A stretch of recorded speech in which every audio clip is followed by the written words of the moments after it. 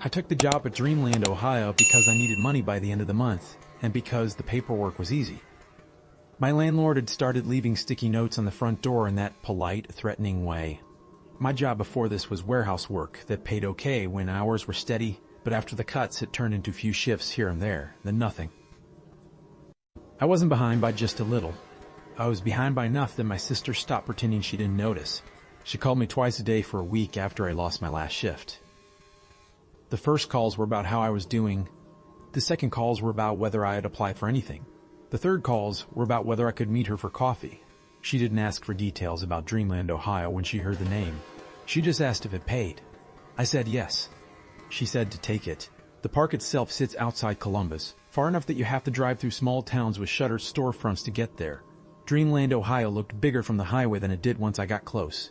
The entrance sign still had fresh paint on it, but the lower part showed rust where rain had splashed and gone cold. The parking lot was cracked in long lines like old scars. They had a security checkpoint with turnstiles and a row of cameras and a small office building with bright lights that made it feel like daytime inside. A woman at the desk handed me a temporary badge and a stack of forms. She didn't look up much while she talked. Maintenance and custodial nights, she said. You'll be under transit lights and guest services. You'll do ride area checks, replace burnt bulbs, clear trash, and report any equipment anomalies. You'll be trained on basic lockouts. You'll follow the posted rules. Rules? I asked, like an idiot. I was too tired. I expected her to mean normal park rules. She slid a packet across the counter. It was stapled and laminated as if someone had kept it in a drawer through multiple ownership changes. The cover sheet said in plain printed letters, Night Shift Operating Protocols, Dreamland, Ohio. Under there were bullet points. No decoration, no cheer. I flipped through it while she talked. People keep trying to improvise, she said. If you skip steps, you'll end up on the incident list. We don't need that. I should have asked more then. I should have walked away. But I'd already applied because the pay was better than I'd been making at the warehouse when hours were steady, and because I'd seen the listing for nights, weekends, overtime, and it sounded like something I could live on. The orientation was short and standardized. They didn't take us through safety videos. They took us through checklists and keys. My supervisor's name was Tricia. She was in her 40s, tired in a way that didn't look like exhaustion so much as experience. She spoke like she was repeating a speech she'd built long ago, and it had survived because it worked. I know nights sound like freedom, she said at the end of the hallway by the staff entrance. They're not. Nights are when the park settles. That's when things try to move. No one laughed. Nobody asked what she meant. Everyone nodded like it was just another sentence. And she handed me the schedule for my first month and the key ring. Your first shift is Friday, she said. You'll start at 10 p.m. You'll meet Len in Security Bay. Don't be late. Don't leave early unless it's a real emergency. Real emergencies follow procedures. Len was waiting in the security bay when I got there. The room smelled like stale coffee and ozone from old electronics. 2 big monitors showed different sections of the park, both in black and white because the system couldn't decide what color accuracy it wanted. A third screen showed a security camera feed from the employee corridor. Len was a guard with a thick neck and a face carved into neutrality. He looked at me like he'd seen dozens of new people walk in with the same expression, relief that they got hired, then confusion that they still weren't safe. You're the night custodian, he said. I nodded and showed my badge, transit lights. Len turned his screen brightness up just enough that the pixels looked sharper. You got the roll packet? I held it up. Yeah, good. He stood up and stretched his shoulders. Then don't make it a hobby. The rules aren't there to be scary. They're there because someone tried to be clever once. What happens if someone doesn't follow them? I asked. Len gave me a look. Not angry, just tired. Look at the incident log, he said. You'll see what happens. And you'll see who writes the logs after it happens. I should have asked who wrote them. I didn't. I wanted to believe there was an explanation that fit inside a normal world. Before my first shift started, Tricia walked me through the facility. Not like a tour. Like a route you had to memorize for survival. Dreamland, Ohio was laid out in loops. There was Main Street with shops on either side, even though many had closed their lights and left their signs half-peeled. Past Main Street, there was a central plaza with the biggest attraction, a ride structure with a long roof supported by steel beams. I'd seen pictures online before I applied, even though the pictures were mostly bright and promotional. The ride was called Arcadia Carousel, and the sign lit up in bright colors even at night. Underneath, the concrete had old stains that never quite washed out. I learned quickly that stains were a kind of history. There were service hallways and narrow gaps between buildings that you could only reach through employee doors. The rules packet included a map, but the map wasn't for navigation. It was for containment. And near the back of the map, there was a note in handwriting: "Do not remove barrier tape from archive corridor." The corridor itself wasn't labeled on the printed map. It was just shown as an unlabeled hallway behind a maintenance alcove, blocked by red and white tape like a quarantine. My rule packet was 7 pages long, but the ones that mattered were at the front. They weren't wordy. They sounded official, like normal safety procedures written by people who didn't want to be responsible for interpretation. Rule 1. At closing, complete the lights down sequence. Do not skip any room check. Record completion time in the night log. Rule 2. If you discover a door to an attraction service room that is unlocked, do not lock it. Report the room number to Security Bay and do not enter. Rule 3. If the PA system announces GU West Arrival after the park is closed, do not respond. Record the time and continue your assigned route. Rule 4. If a visitor appears on the closed park side of the turnstiles, treat them as a guest until instructed otherwise, but do not allow them to enter employee-only corridors. Direct them back toward Main Street.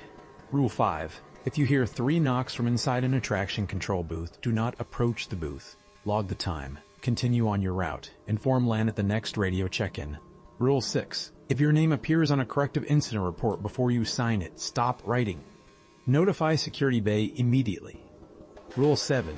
Do not use any staff bathroom marked day team only between midnight and 3 a.m. The first 5 rules seemed manageable. Rule 6 made my stomach tighten, but I told myself it was about paperwork errors. People misfile documents. Systems get updated. It wasn't supernatural. It was just human processes. Trisha gave me the radio during my walkthrough. It was a small device with a cracked screen and a speaker that popped sometimes when the batteries were low. Radio check-in at midnight, she said. Another at 2. Len will give you the instructions. Don't try to talk over him. Then she smiled once, quick and uncomfortable. Welcome to the park, she said. Don't be brave.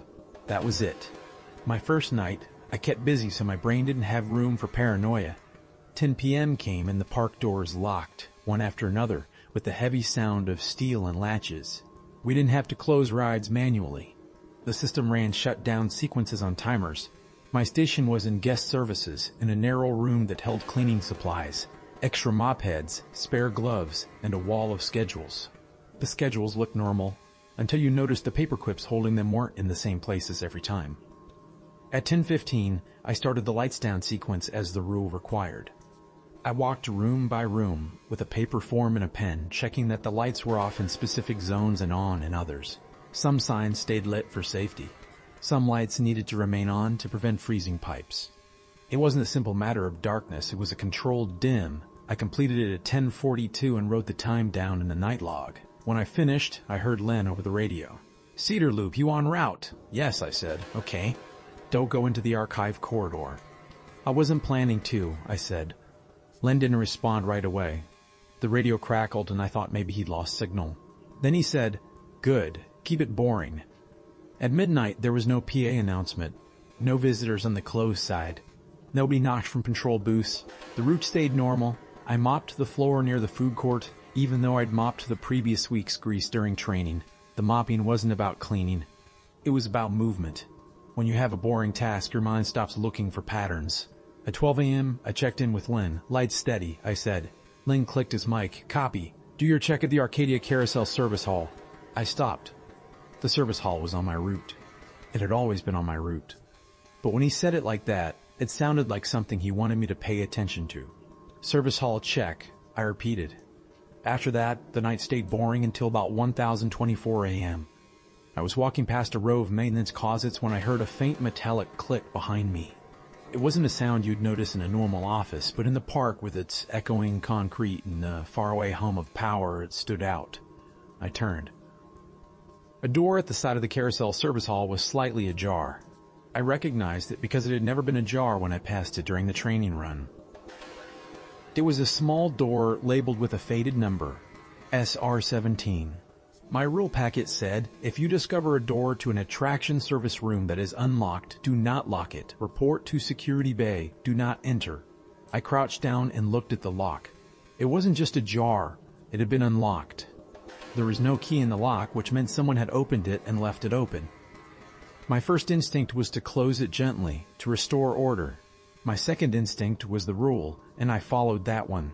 I didn't touch the door. I pulled out my phone and took a picture of the room number and lock state, like evidence mattered. Then I walked away without looking back. I reported to Lynn over the radio. SR-17 found unlocked, I said. Carousel service hall. Door ajar. Lynn went quiet. The radio hissed. When he spoke again, his voice sounded flatter. Okay, log it. Don't enter. Don't tell anyone else. I'm only telling you, I said. Good, he paused. Go back to route.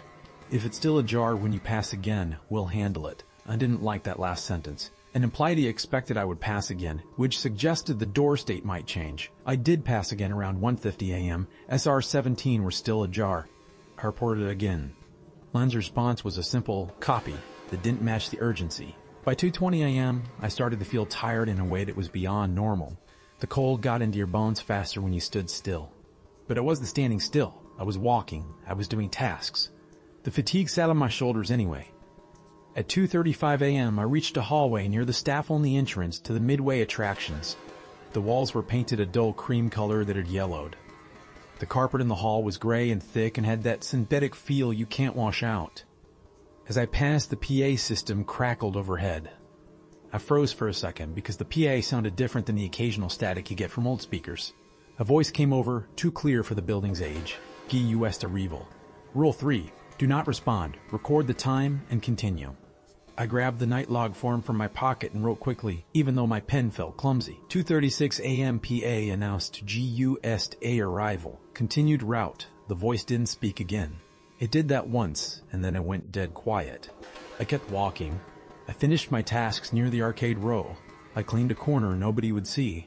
I did the boring things as if my job depended on refusing curiosity.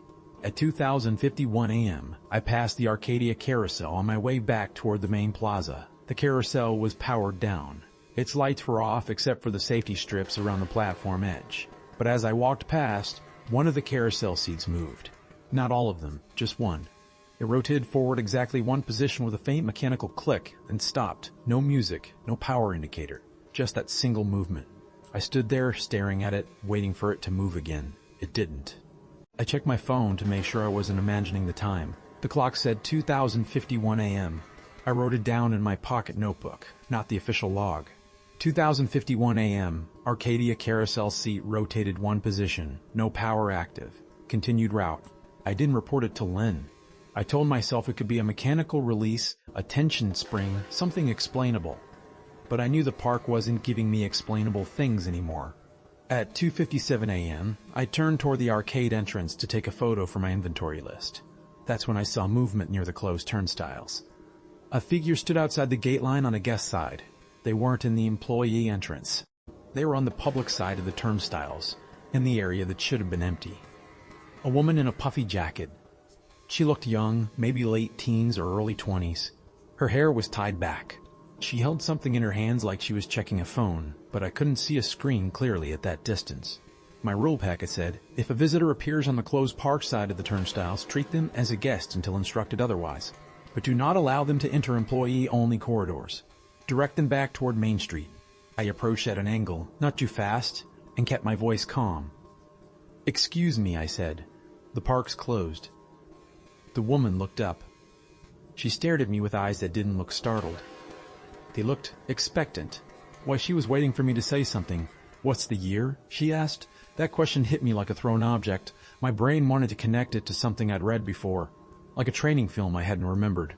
I remember Rule 7, don't use day team only. Bathroom between midnight and 3 a.m. I remember Rule 6 about incident reports with my name. I didn't remember any year rule. It wasn't in the packet. My mouth was ahead of my thoughts.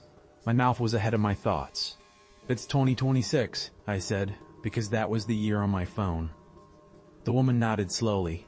Then she said, okay, like she'd accepted a password. She stepped toward the turnstiles. I moved forward to block her path. Not to hurt her, not to grab. Just to stand between her and the employee corridor. She looked at my badge. You're on nights, she said. You don't need to escort me. What do you mean, I asked. Her lips barely moved when she spoke. You just need to keep doing your route. Then she turned and started walking, not toward Main Street. She walked past Main Street, through a gap in the fence that I knew existed only in maintenance diagrams, an area marked by red tape as temporary closure. There was no normal entrance there. It wasn't a guest corridor. She stepped into the employee-only hall, as if the boundary didn't exist. My heart slammed against my ribs. I pulled out my radio and tried to call Len, but my fingers fumbled the push to talk. My thumb slipped. By the time I got it pressed, she was already farther down the hallway. "Len," I said, and kept my voice low. "We have a visitor on the wrong side. She went through the service gap." Len answered immediately, which was odd. "Which gap?" "Red tape near the archive corridor," I said. "She went." Len cut me off. "Don't follow. Direct her back if you can see her, otherwise don't move past the tape line." I tried to speak again, but the radio crackled like interference.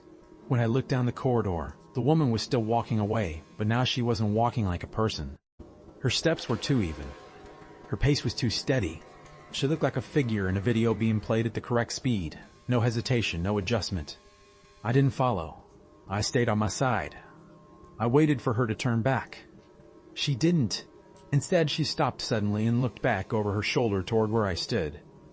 She tilted her head slightly. Then, with almost gentle motion, she raised a hand to wave.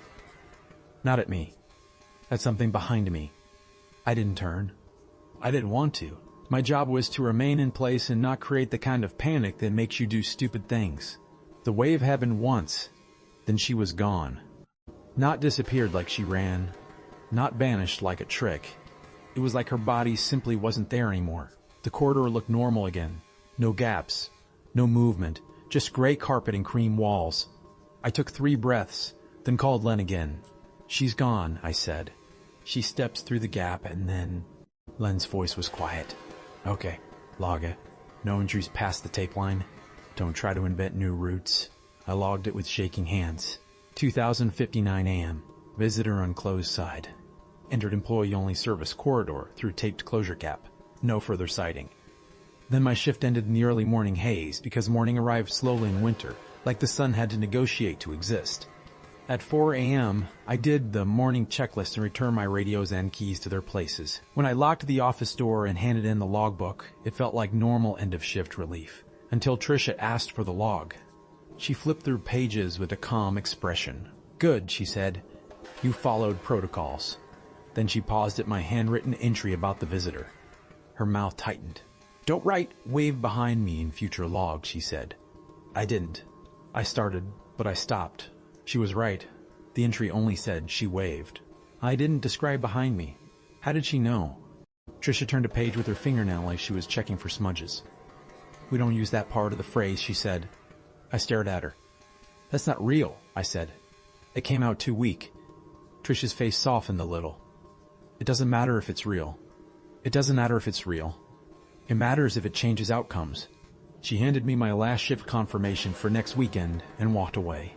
That should have been enough to scare me into quitting, but I didn't quit. I told myself it was stress, and stress makes people connect dots that aren't connected. I told myself the visitor corridor was a maintenance passage I'd forgotten existed.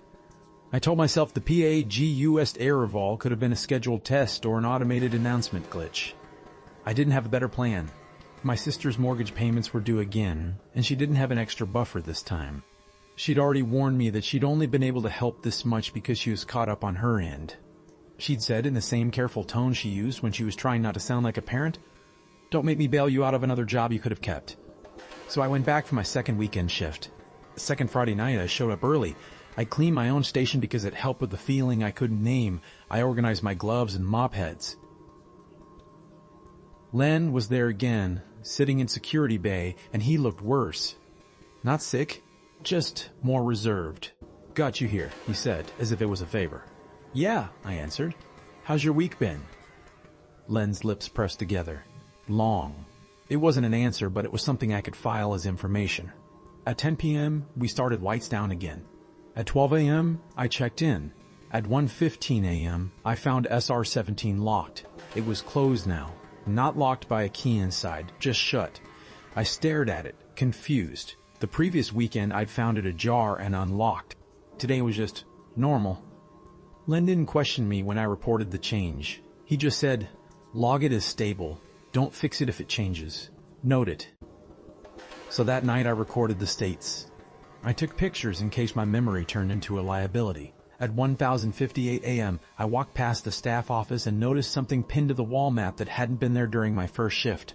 The map showed the park layout in faded print, with attractions labeled in block letters. Near the bottom right corner, someone had drawn a small addition in pencil. A rectangular room labeled in tiny handwriting, Electric Chris Entrance. The label wasn't printed, it was added by hand, like someone had updated the map after it was made. I leaned closer. The room wasn't connected to any normal corridor. It sat behind the archive corridor area in a space the official layout didn't acknowledge. I took a photo of it with my phone. Then I checked the rule packet in my pocket. The packet was the same thickness, same staples, same laminate. But when I flicked to page 3, there was a new line I hadn't seen before. Rule 5A, if a visitor requests the electric entrance, inform them you do not control entrances. Offer the ticket window only. I stared at the words until my eyes blurred. Rule 5A. There hadn't been a 5A in the original packet. I checked the edges. The laminate had no new seam. The ink looked uniform with the rest of the page like it had always been there. But I knew it hadn't. At 2005 a.m., the PA crackled. GUST arrival. Rule 3. I recorded the time and kept walking. But this time, instead of being alone in the hallway, I heard footsteps behind me that matched mine exactly, not following.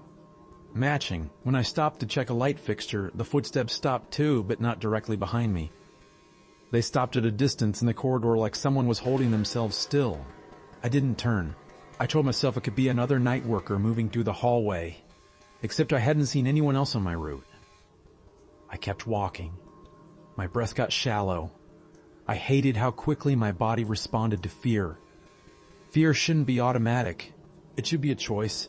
At 2:22 a.m., I reached the corridor near the ticket window that faced Main Street. The closed turnstiles were visible from the inside window. I glanced out. There was a line of people standing just beyond the glass like waiting for a parade. No one moved. No one spoke. They were spaced evenly as if someone had measured their positions. They didn't look like normal guests. They looked like they belonged in different time periods at once. Some wearing coats that looked too old. Others in modern jackets, mixed together in the same line as if the park couldn't decide what era it wanted. My mouth went dry. I backed away from the window without calling Len. I didn't want Hiro to tell me it was normal. I didn't want confirmation that the park could generate visitors who didn't exist. At 2:40 a.m., I went to the night log desk in my own room and wrote what I'd seen. 2:23 a.m., observe visitor line through station window, evenly spaced, no movement, logged and did not approach. Then I found out that Rule 6 applied to more than what I thought. At 2:45 a.m., Len's voice came over the radio. DreadLoop, he said, you wrote an incident report without clearance. I froze with my pen halfway down on the log. What do you mean, I asked, and my voice sounded smaller. Len continued. Rule 6. If your name appears on a corrective incident report before you sign it, stop writing. Notify Security Bay immediately. I looked at my pen. I hadn't finished writing my name on the page yet. But there was a sticky note taped to the top of the logbook now. I didn't tape it. It was yellow paper, like a label you'd use for inventory. On it was my name in neat printed handwriting, my apartment address, and a code. See correction. Require, night custodian, name status, pinned in signature. No date, no taint. Just a note that suggested I was already on an internal form that had been generated without my consent. My stomach dropped. I called Len. This is happening right now, I said. Len's voice sounded tight but contained. Put the pen down. Don't write further. Don't sign anything. Leave the logbook closed. Walk back to Security Bay. Slowly. I picked up my mop bucket even though I didn't need it. I moved slowly, like someone telling my body not to run. When I got into Security Bay, mine was already standing at the security console. There were no other screens on his setup besides the one showing the park. He didn't ask what I found. He didn't even look at me at first.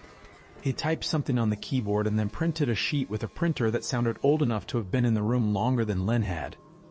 He handed it to me. It was an incident report with my name. It said, employee, my name.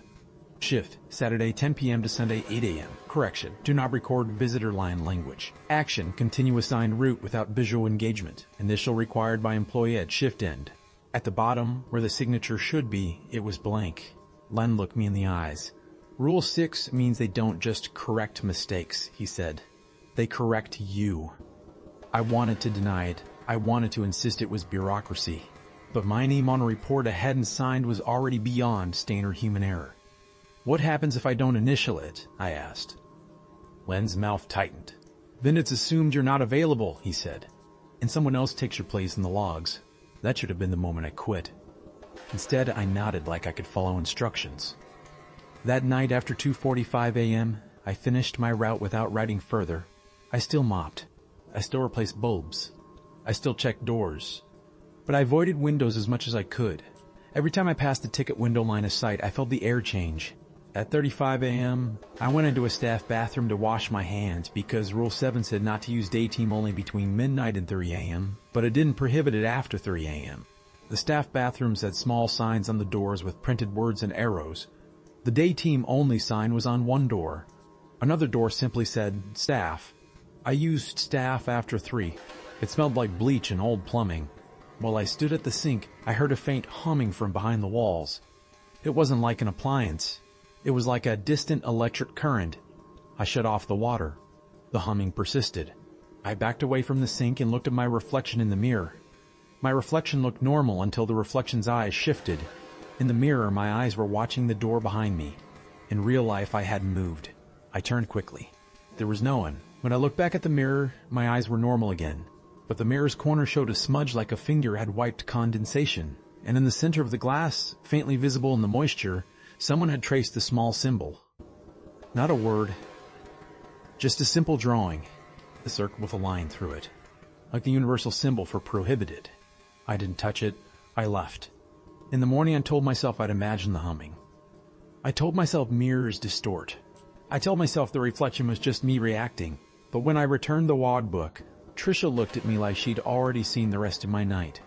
You followed instructions, she said. I nodded. Good, she continued. Next weekend you'll do archive checks. What archive checks? I asked. Trisha's tone was calm. Too calm. You'll verify that the archive corridor barrier tape hasn't been moved, she said. You'll check that the service gap is still sealed. You'll do it at 1 a.m. and 3 a.m. That's it. I thought the rule was don't go into the archive corridor. It is, Trisha said. You're not going into it. You're just checking the tape. I left with my next schedule confirmation. That changed something in me. The park was making me do additional tasks that were more connected to the things I'd already noticed. It wasn't random. It wasn't a test. It was escalation. So I started paying attention to the small parts of my job again, not the obvious scary events. The boring details that proved what was changing. On my third shift, I brought a small pocket recorder and kept it off at first. I didn't tell Lynn. I didn't tell Trisha. I just wanted to capture timestamps. I wanted evidence. At 10 p.m., I did lights down. At midnight check-in, Lynn sounded different, less guarded, like he was expecting bad news. At 12 a.m., he said, Cedar Loop, we had an incident in Utility Corridor yesterday. What kind? I asked. Len's voice was careful. It wasn't in the logs. It was corrected before you could file it. My hands tightened on the radio. Corrected by who? Len paused. By the park. Then he said something that sounded like a warning disguised as comfort. You're not the first one to notice, but you're the first one in a while who wrote it down. I didn't respond. I just kept walking. At 1 a.m., I checked the archive corridor barrier tape without entering. It was still in place. Red and white tape wrapped around the doorway edges and hung like it always did. There was a padlock on the side gate. I took a photo of it. Then I checked the nearby service gap. The gap was still sealed the way it should be. The tape was intact, no loosened edges. I still felt uneasy. The tape looked too perfect, too untouched. Like it had been freshly replaced, like it had been maintained. Then at 1:18 a.m., I heard 3 soft knocks. Not from the basement, like another story. Not from a control booth. Knocks came from inside an attraction maintenance alcove near the small backstage entrance to the parade staging area. The knocks were 3 knocks, pause, 3 knocks, consistent rhythm. My rule packet said, if you hear 3 knocks from inside an attraction control booth, do not approach the booth. Log the time. Continue your route. Inform Lan at the next radio check-in. This wasn't a control booth. It was a maintenance alcove, but the rule might not care about categories. It might care about the type of sound. I didn't approach. I logged it in my pocket notebook, not the official logbook. 1019 M. 3 knocks heard from inside maintenance alcove. Did not approach. Continued route. At 1021 a.m., the knocking stopped. At 1021 a.m., the corridor light above the alcove flickered. It didn't flicker like a loose connection. It flickered like something behind it moved. Then, briefly, I saw a shadow on the inside wall of the alcove door, as if someone stood just behind it. I couldn't see hands. I couldn't see a face. The shadow moved only once, like it shifted its weight. I forced myself to keep walking. At 1:45 a.m., the radio crackled. "Len here," he said. "I didn't hear your maintenance report." "I haven't filed it," I said. "I logged it privately." The official log felt like a trap after the correction report. A short pause. "Don't do private logs," Len said. "They become evidence." "For what?" I asked. Len's voice dropped. "Transfer," he said. I stood still, listening to the radio hum. Len continued, "You understand this isn't a ghost story. The park keeps running. When rules aren't enough, it adds them." I wanted to protest.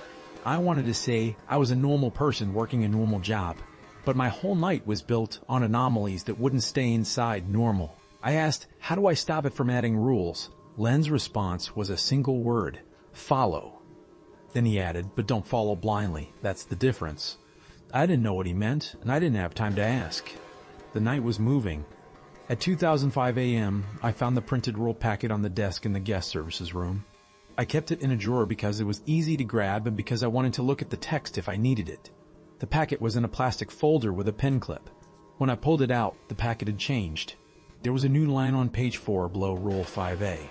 Rule 8. If a visitor asks you what year it is, answer 2026 and direct them to the ticket window. Rule numbers had shifted. The laminated sheet now had more lines and fewer blank spaces. I flipped through it and counted. 8 rules now. There had been 7.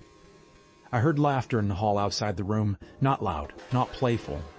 Just one short laugh, like someone trying not to be seen. I stepped out of the guest services room with my cleaning cart. The hallway was empty. The laughter repeated once, farther away. I didn't chase it. Instead, I focused on my tasks. I checked bulbs. I wiped surfaces. I did inventory counts. At 2027 a.m., I passed the Arcadia Carousel again. This time, 3 seats had moved. Not rotating smoothly, just repositioned, like someone had manually turned them while the carousel was off. The seats faced outward now, toward the service corridor instead of the plaza. Like they were watching the hallway. I didn't touch them. I took a photo and kept walking. At 2:40 a.m., I reached the end of my route and noticed something I'd missed before. The night log on the desk had a new entry at the bottom of the page, written in my handwriting style, but not my ink. It wasn't a note about knocking or PA announcements. It was a short line, 2:40 a.m. Employee instructed not to enter electric entrance. Complied. I hadn't written that. I hadn't been instructed anything about an electric entrance. I didn't even know what the electric entrance was beyond the pencil mark on the map. I stared at the handwriting until it blurred. Then I did something I shouldn't have done. I checked the official logbook entry pages from the start of my shift. I looked for any pen marks in the margin. There were none. My entries earlier were neat and consistent. This line didn't match the ink saturation. It was too dark. Rule 6. If my name appears on a corrective incident report before I sign it, stop writing and notify Security Bay immediately. I radioed Len. "Len," I said, voice shaking. "My name appears in the night log without me writing it." A pause. Then Len's voice came back, slow. "Good," he said. "Now you'll understand how it communicates." "What does it want?" I asked. Len didn't answer directly. "Keep the park stable," he said. "Stability means not removing the things it needs." I wanted to scream then. Instead, I held my breath and walked to the security bay. When I handed Len the logbook, he didn't look at the entry right away. He looked at my face. "You're learning," he said. "That's not an answer," I snapped, and I hated myself for raising my voice. Len held up a hand. "Listen, you took this job for money. The park knows that. It doesn't have to force you. It just has to keep you in the place where you can't afford to quit." I swallowed hard. I didn't want to agree. Len continued. "So it gives you rules that keep you busy. It removes choices. It edits documents. You feel crazy because you don't want to accept it's working." I stared at him, and he met my eyes without blinking. "Do you want to leave?" he asked. I could have lied. I didn't. "Yes," I said. Len nodded. "Then you need to know what happens next." "What happens?" I asked. Len looked past me at the security monitors, and for a moment I thought he might say nothing. Then he said, "The park writes a final instruction. When that happens, you'll either keep operating or you'll be archived." "Archived," I repeated. Wen's face twisted slightly, like the word tasted bad. "Not killed," he said. "Stored." He left the sentence hanging in the air like smoke you can't see until it makes you cough. After that, I followed my route without further questions. That weekend, I didn't get another major anomaly until the last hour of my shift. At 4:05 a.m., just before I was scheduled to end and hand off to the day team, I heard the PA system crackle again. "GUS Araval," it said, softer this time. Then, in a voice that sounded closer to a person talking in the room than a PA broadcast, it added, "Electric entrance." The words weren't followed by instructions. There was no announcement that guests were coming to a certain gate. It just named the entrance. My stomach tightened so hard I tasted bile.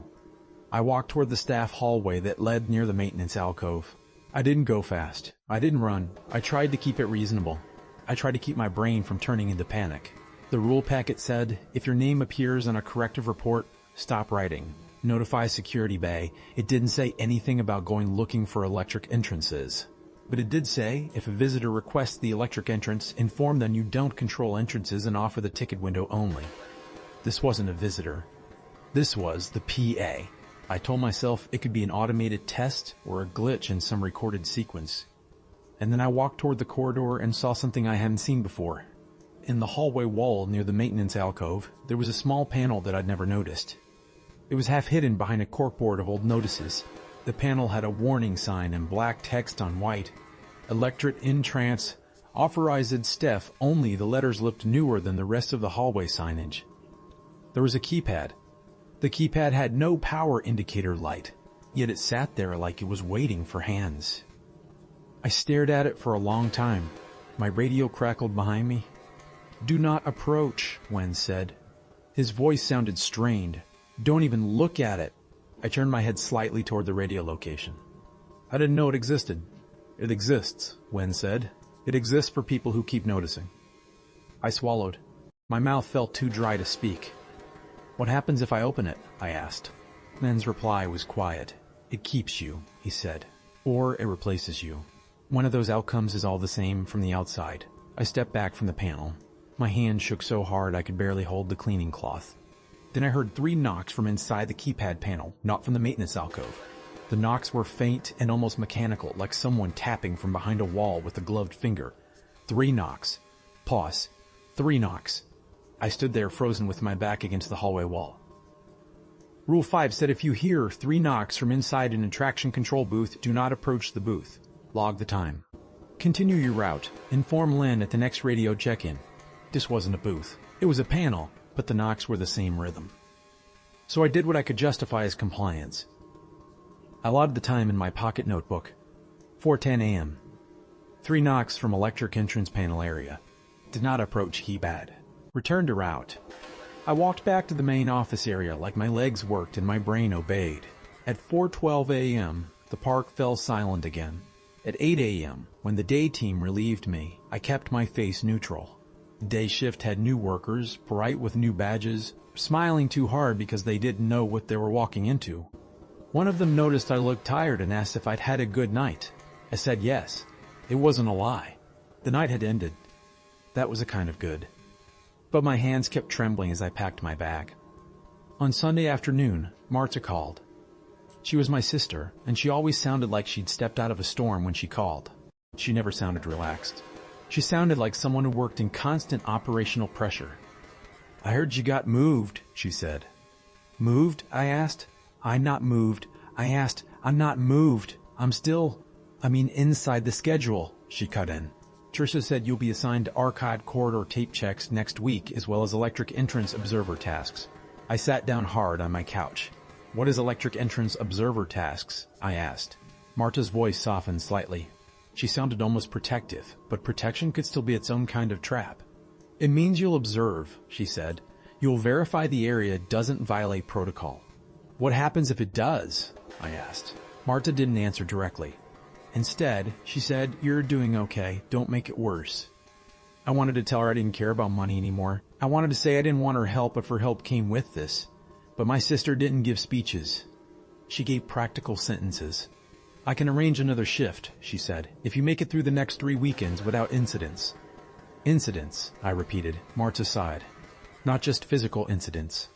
The park counts documentation events as incidents. It counts rule awareness. It counts how you talk about it. So if I stop noticing it, you don't stop noticing, she said. You adjust your attention. You keep your logs clean. You keep your language consistent. Is that how you survived? I asked, before I could stop myself. Marta went quiet. Then she said something I hadn't expected. I didn't get you the job to help you, she said softly. I got you listed. The line went dead. I sat there holding the phone, feeling the weight of what she just admitted. Listed, not hired. Listed. Like my name had been placed on a registry before I ever walked through the door. For a week I stopped eating right. I stopped sleeping. I started going through my closet to make sure my winter coats were still there. Like the park might try to replace my possessions too. Then my next weekend shift started. Night 3 in my first month at Dreamland, Ohio wasn't any worse at first. That was what made it unbearable. The park kept starting normal. I arrived at 10. The lights were on in the staff corridor. Len was already in security bay, and he looked like he hadn't slept. Boring keeps you alive, he said when he saw me. Sure, I muttered. Boring.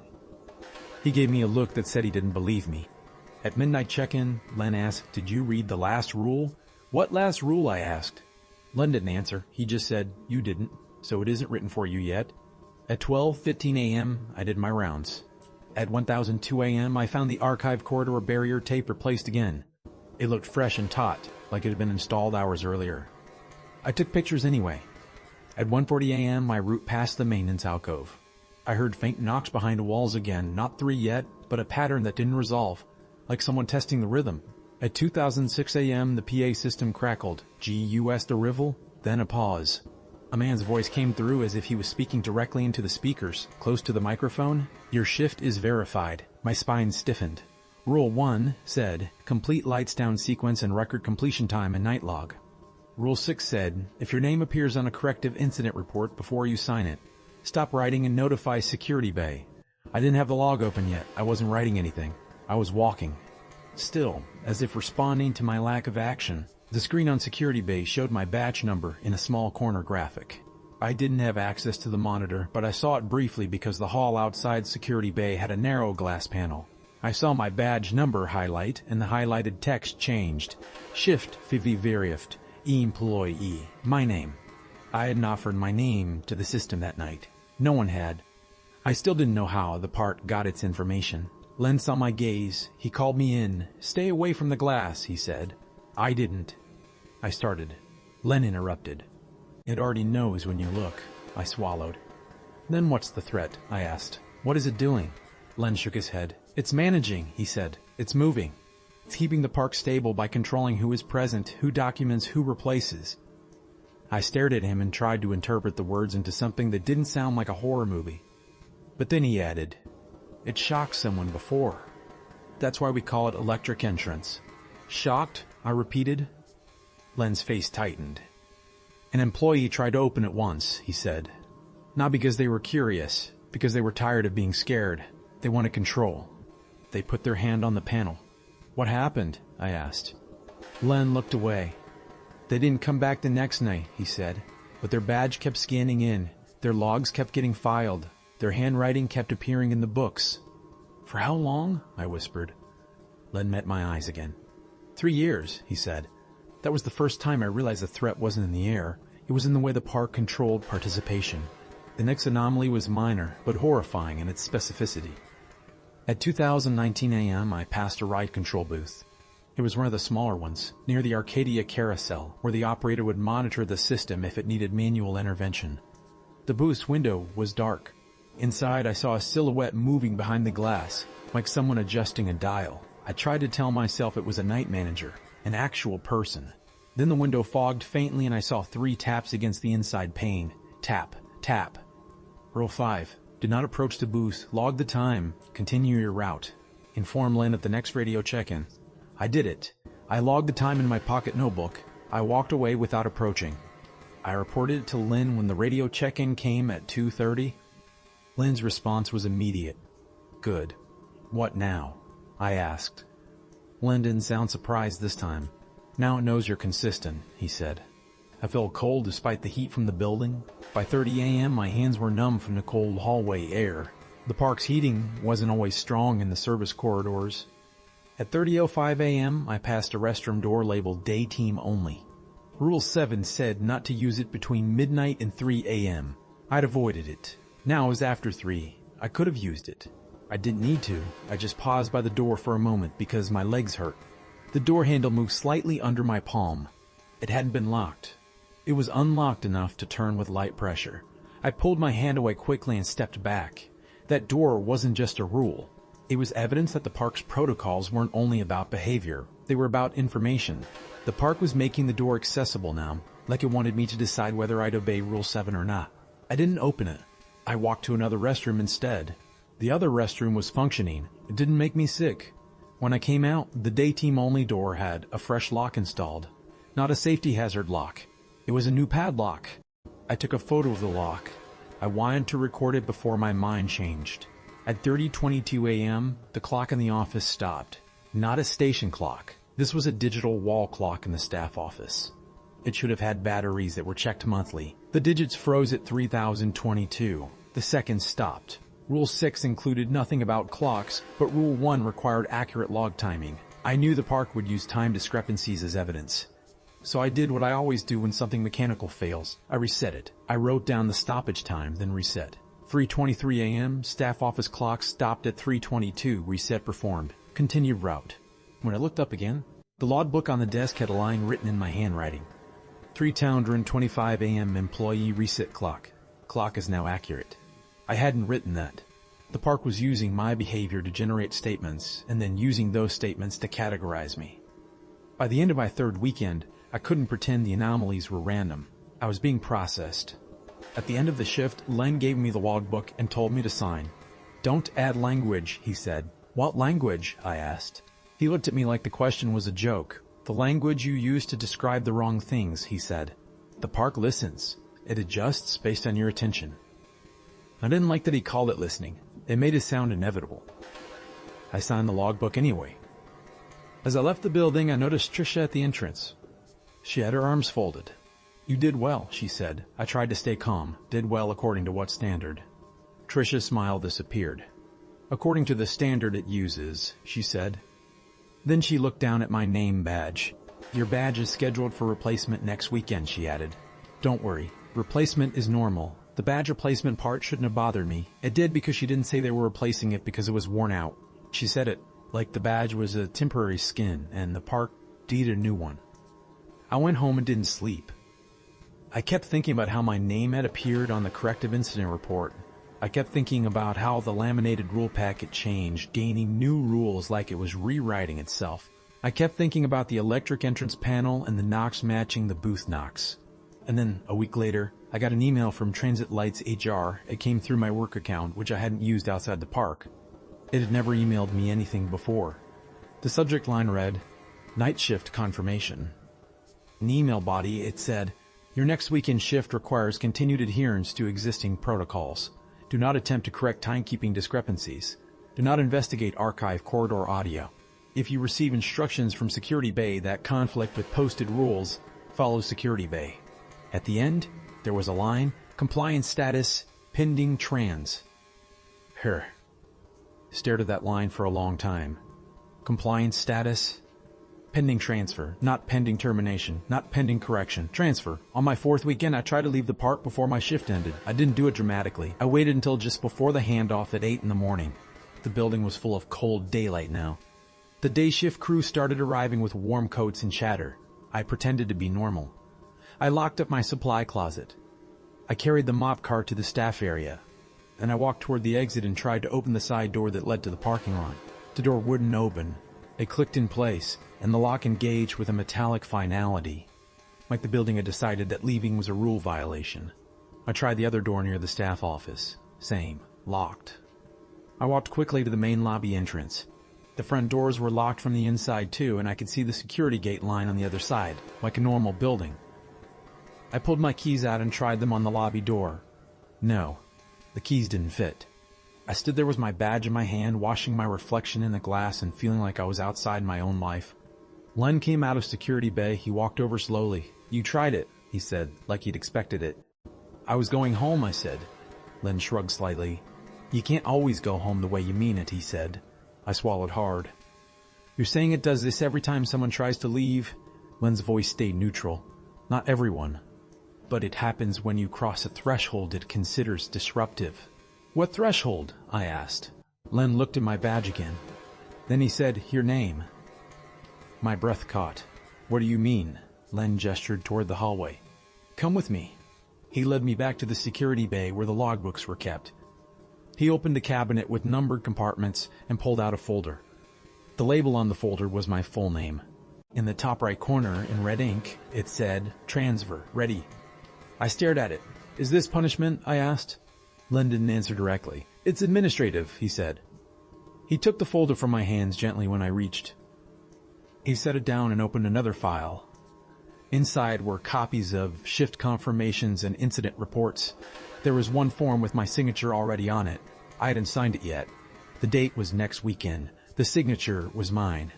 Under the signature it said, "Acknowledgement of protocol compliance. Assigned to electric entrance observer duty." I made a sound I didn't recognize as my own. Len's face tightened. "It's already updated your paperwork," he said. "So what happens if I refuse?" I asked. Len's voice was quiet. "It won't let you refuse," he said. "It will just process your refusal and transfer the position. And the new attendant will do the job the way it expects." "Are you the new attendant?" I asked before I could stop myself. Len's eyes narrowed slightly. "No," he said. Then he added, after a pause, "But I used to be someone who had more questions." I hated him for that vagueness. I hated him for being right. The rest of my shift, I couldn't do much besides obey. The park had decided my options had limits. That night, I started paying attention to the last 2 pages of the rule packet. They were the pages that had always looked like generic closing instructions. Final lights down steps, lock checks, inventory. But now there was a new printed sheet stapled at the end. It had no decorative border, just text. Final Night Protocols Rule 9. If you hear the announcement, electric entrance authorized after you lock the staff office, do not open any emergency panel. Continue to the designated restroom. Rule 10. If you find a key with your name on it in the restroom cabinet, return it to security bay. Do not keep it. Rule 11. If the restroom mirror shows you holding a badge that is not yours, do not speak. Close your eyes until the carousel music stops. Rule 12. The carousel music plays once at 1:51 a.m. Do not confuse it with ride motors. I read those rules 3 times and couldn't stop my hands from shaking. At midnight, I checked in with Len and didn't ask questions. At 1:20 a.m., I walked toward the restroom cabinet where the rules told me to place the keys. I did it slowly. The cabinet door was slightly open, just enough to show the top shelf. Inside was a key tag. It had my name on it. My badge was on my keyring already. I recognized the tag as something new and fresh, like a manufactured item, not something left over from the day team. Rule 10 said, "Return it to security bay. Do not keep it." I pulled the tag out carefully and looked at it. Then I saw another detail on the shelf behind it. A laminated photo of me, but not with the current uniform. With an older uniform from years ago, the kind with buttons and a different ass style. The photo was dated years back on a printed card. The photo had a stamp, archived EMPL. I stepped back so fast I almost dropped the key tag. The cabinet smelled faintly like ozone and cold metal. I called Len over the radio. "I found a key with my name," I said. Len responded immediately. "Do not place it on your person. Take it directly to security bay and lock it in the cabinet marked transfer." I swallowed. Transfer cabinet. Len's voice tightened, like he didn't want to say it. "Yes," he said. I walked to security bay carrying the key tag with both hands like it might explode. Len took it from me. He locked it away in a metal cabinet with a label, Trans.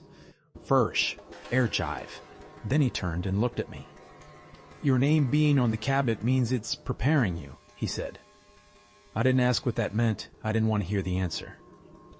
At 1051 a.m., the carousel music started, not from the speakers in the plaza. The sound came through the building walls like it was inside the concrete. It was tinny and distant, like an old music box winding down. Rule 11 said, If the mirror shows you holding a badge that is not yours, do not speak. Close your eyes until the carousel music stops. I was in the restroom. The mirror above the sink was fogging slightly, not from humidity. It fogged like breath, like someone else was close to it. I looked at my reflection. I wasn't holding my badge. I was holding a badge tag with the older uniform photo. It was my face, but not my posture. My hands were positioned in a way that didn't match how I was actually standing. I couldn't make my mouth work. My jaw felt too tight. I did what the rule told me. I didn't speak. I closed my eyes tightly. After a moment, I heard a sound behind the mirror, like plastic tapping against glass. Once, twice, 3 times. Then the carousel music stopped. I opened my eyes. The mirror showed me normally, my own badge on my keyring, my hands empty at my sides. But the cabinet door behind me had a new item on the top shelf. A logbook. Not my official logbook. A new logbook with a cover printed with the park's logo and my name. It had my signature already on the first page. Under the signature line it said, "Shift started." Shift continues. I didn't touch it. I just stared until my eyes watered. When I walked back to Security Bay, Len was waiting. "You saw the mirror," he said. I nodded. Len's face tightened. "Then it's almost done," he said quietly. "What's almost done?" he asked, though I already knew. Len's voice was careful. "It picks a time where I can archive you," he said. "Usually when you stop resisting enough to be predictable." I swallowed. "I'm still resisting," I said, though I didn't know if I was lying. Len didn't argue. "Resisting doesn't mean anything to it," he said. "It cares about patterns. It cares about documentation." He reached toward the monitor bank and pulled up a camera view from Main Street. On the screen, the park looked normal in early dawn light. Employees were walking. The day team was arriving. The Arcadia carousel lights had dimmed, ready to restart. Then, in the middle of the walkway, a line formed. Not a queue. A straight line of people spaced evenly, like the line I'd seen through the station window in my second shift. This time I recognized some of them. The woman with the scarf who asked about the year. The employee in the older uniform. They stood in a straight line facing the ticket window with their hands at their sides. Then on the camera feed, a figure stepped forward. It was me, in the older uniform, in the older posture. My eyes weren't the same tired brown I had in real life. They were fixed, like something had pressed a still image into my skull. In the video, my hand lifted and tapped the ticket window metal frame 3 times. Tap, tap, tap. Then the older me turned slightly toward the camera toward the place where Len was sitting and smiled in a way I couldn't replicate. It wasn't a hostile smile. It was a compliance smile. Like the job itself had learned how to mimic my face. Len turned away from the monitor and looked at me. "It's done that part already," he said. My throat tightened. "So what happens to me now?" I asked. Len's eyes didn't move. "It keeps you employed," he said. "Because you're already inside the process." "Why tell me this?" I asked. "Why not just let it happen?" Len's voice stayed calm. "Because I'm still here," he said. "I still want you to choose the least bad option." "What's the least bad option?" I whispered. Len looked at my badge again. "Stay quiet," he said. "Follow the rules as written. Don't add your own explanations. Don't try to break it. If you can become predictable, it will archive you instead of swapping you." I didn't know if that was true, but Len wasn't telling fairy tales. He was telling operational facts. By the time day shift started moving through the halls, I couldn't pretend I was sane. My legs shook when I walked. My hands felt distant. The air seemed too thin. I did not fight anymore. I couldn't afford to fight. The park had already rewritten my paperwork and put my name in cabinets. So I went to the desk in the staff office and opened a new sheet of paper as instructed by my updated schedule. It wasn't the night log. It was an internal checklist labeled Archive Night Inventory Item 1, Replacement Key Status. Item 2, Mirror Compliance Validation. Item 3, PA Announcement Verification. Item 4, Electric Entrance Panel Integrity. At the top of the page was my name, then a line, Assigned Shift Responsibility, completed by Employees and continued by Archkind. The words didn't look like normal print. They looked like ink had been added by a machine that didn't use human hands. I signed it. I shouldn't have. But the park had already made signing irrelevant. My resistance didn't change the ink. When I finished, Trisha walked into the office. She's tired in a different way than before, like she'd been waiting for a decision. "You did it," she said. "What did I do?" My voice sounded flat. Trisha's eyes shifted to the log sheet. "You stayed consistent through the final protocol sequence." I swallowed. Does it stop now? I asked. Trisha's smile was brief and wrong. It stops needing you when it has a replacement stable enough to be archived, she said. Her eyes moved to the mirror in the office wall. You shocked someone once, she added softly. Not with electricity, with attention. They tried to interpret the rules as if rules were explanations. They weren't. I wanted to ask who they were. I wanted to demand names. But my throat wouldn't cooperate. Trisha continued, now it uses you because you keep writing, you keep logging, you give it accurate records. My hands clenched. So I'm useful as a tool, I said. Trisha nodded. Yes. She stepped closer and, for a moment, I thought she might comfort me. She didn't. You don't have to like it, she said, but you have to follow it. Outside the office window, I saw the day team walking past the ticket window. On the camera feed, the line of evenly spaced people was still there. On my side of the window, the park looked normal, which meant the horror wasn't in the visuals, it was in the process. Trisha handed me the rule packet again, as if it were just a routine document. Tomorrow you'll start electric entrance observer duty, she said. I don't want to, I said automatically. Trisha's voice didn't change. You don't need to want to. The park already scheduled you. She pointed to the last rule in the laminate. I hadn't noticed it before because I'd stopped reading the packet after the earlier sections. I thought I knew it. Now the final line was printed at the bottom of the last page. It was short. It looked clean. Rule 13. If your shift ends but the park continues, remain at your station and complete the next assigned route. I stared at it until my eyes ached. That's not a rule, I whispered. That's just... Trisha cut me off. It's just what it does. She walked out of the office like someone finishing a task. I stood there alone with the mirror and the rule packet, and I tried to imagine what leaving would even mean. There were no cars outside the staff entrance yet. There was no normal way to measure distance from the park's boundaries. The park itself was the only world I had access to, and it had already started taking my name out of my life. So I did what the rules had trained me to do. I went back to my station. I opened the night log. I picked up the pen, and when the first day announcement came over the PA bright voices, normal phrases, maintenance schedules, my hand didn't hesitate. The next line appeared before I wrote it. 8:03 a.m. Employee remained at station. Shift continues. And I picked up the pen.